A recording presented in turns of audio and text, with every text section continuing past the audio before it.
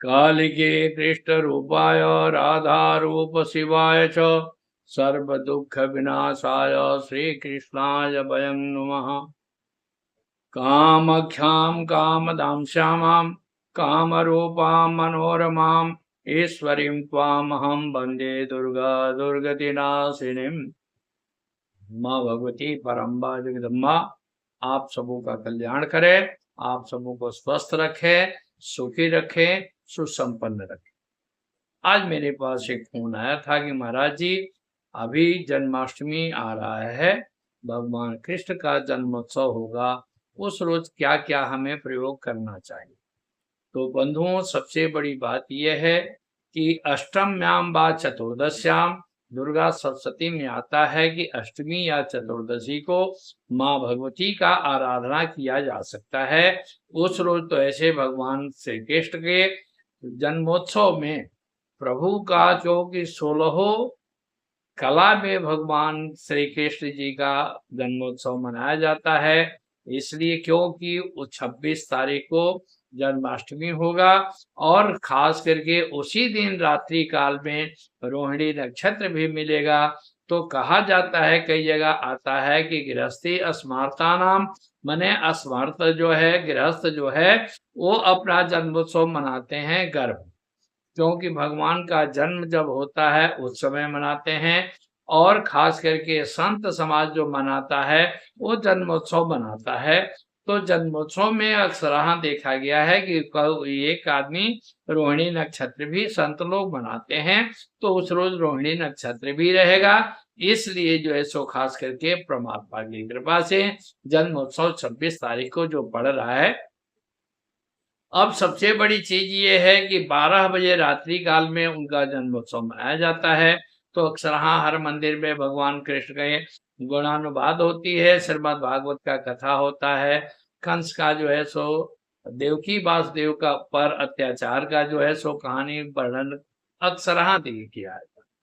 लेकिन एक चीज देखिए कि सबसे बड़ी बात है कि देवी भागवत में जो आया है, माँ भगवती पराम्बा जगदम्बा जो है सो एक बार चर्चा हुआ भगवान देवादिदेव महादेव से। तो भगवान देवादिदेव महादेव कहे कि हे देवी, मैं आपका बाल रूप में दर्शन करना चाहता हूँ। तो भगवान शिव से पार्वती ने कहा, शक्ति ने कहा, क्योंकि शक्ति ने कहा, पार्वती तो पार्वती है, सती है, ये सभी लोग शक्ति स्वरूपा है। तो क्योंकि पर ब्रह्म स्वरूपांच वेद गर्भ जगन्मयी सांडेत्वाम अहम वंदे दुर्गा दुर्गति नाशिनी, उस परम्बा जगदम्बा के शरण में सभी देवी देवता लोग गए हैं, उनसे स्तुति किए हैं, उनसे प्रार्थना करते हैं।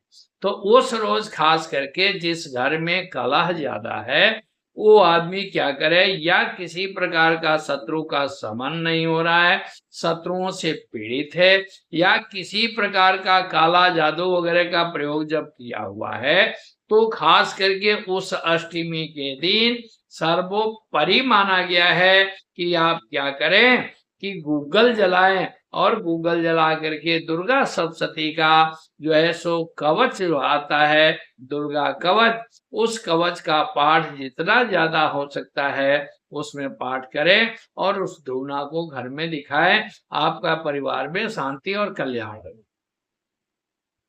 दूसरी बात, एक महापुरुष कहे थे कि हमारा जी हमारे मकान में दोष है, जमीन में दोष है।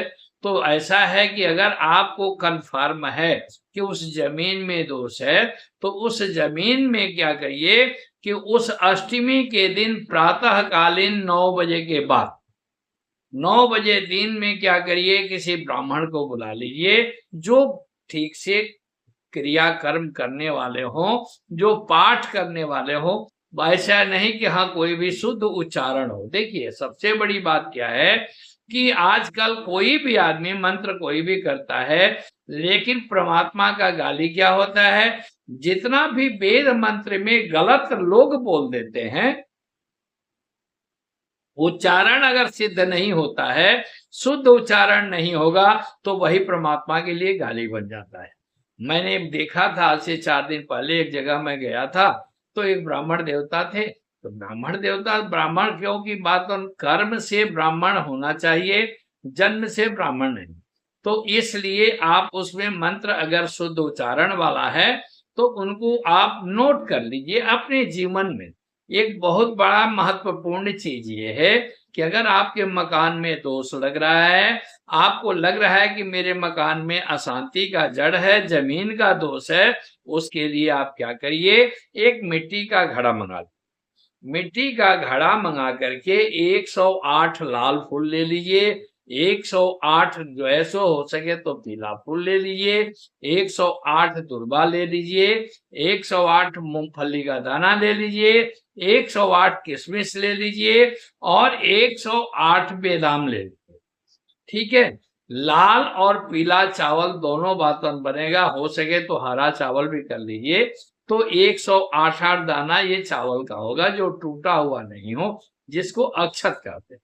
साथ में वहां पर क्या करिए कि गूगल जला दीजिए, ब्राह्मण देवता को बता दीजिएगा अगर आप चाहते हैं तो ब्राह्मण देवता से हमसे बात कर देंगे तो मैं उसको समझा दूंगा। लेकिन कारण कि सर्वे सर्वम न जानाति, आजकल मैं ये आज से करीब 1 हफ्ता पहले एक ब्राह्मण देवता से बात हुई थी।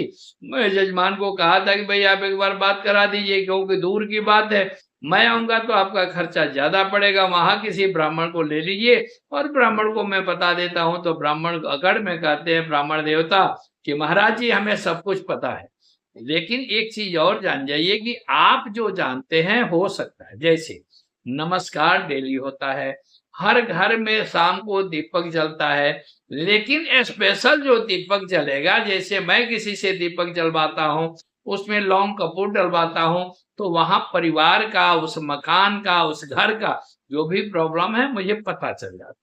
तो मेरा ये कहना है कि सभी ब्राह्मण देवता जो है सो कवच का पाठ करते हैं, क्योंकि जो दुर्गा सप्तशती का पाठ करता है वो कवच अर्गला तिलक ये करेगा ही करेगा। लेकिन मेरा एक अनुरोध है सभी से, कोई प्रसन्न थी हमसे नाराज ना हो, नाखुश ना हो, क्योंकि उस जमीन के जिस मकान में दोष है उस मकान में 1 हाथ लंबा, 1 हाथ चौड़ा और 1 हाथ गड्ढा जमीन खुदवाइए और खुदवा करके उस मिट्टी को निकलवा दीजिए और गंगा जी से रेत मंगा लीजिए या कहीं और से भी शुद्ध रेत हो, उसको रेत में बाद में भरा जाएगा। तो मिट्टी जो कच्चा घड़ा होगा, पका हुआ नहीं होगा, कच्चा घड़ा होगा। आप दुर्गा कवच का पाठ एक बार करें, 1 मूंगफली, 1 बादाम का दाना, 1 जो है सो लाल फूल, 1 पीला फूल, 1 दुर्बा, ये सब जो है सो एक एक पाठ के ऊपर उस घड़ा में डालते जाए।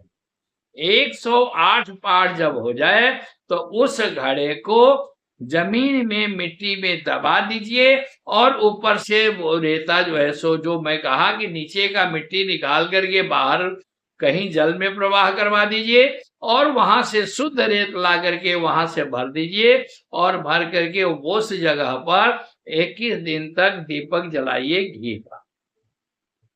देसी घी शुद्ध नहीं मिलता है तो तेल का जलाइए। तेल का तेल भी अगर बढ़िया नहीं मिल पाता है, आपको लगता है कि हमें शुद्ध नहीं मिलेगा, तो सरसों के तेल का दीपक आप जलाइए और उस दीपक के सामने 3 लाल फूल जरूर रखिए।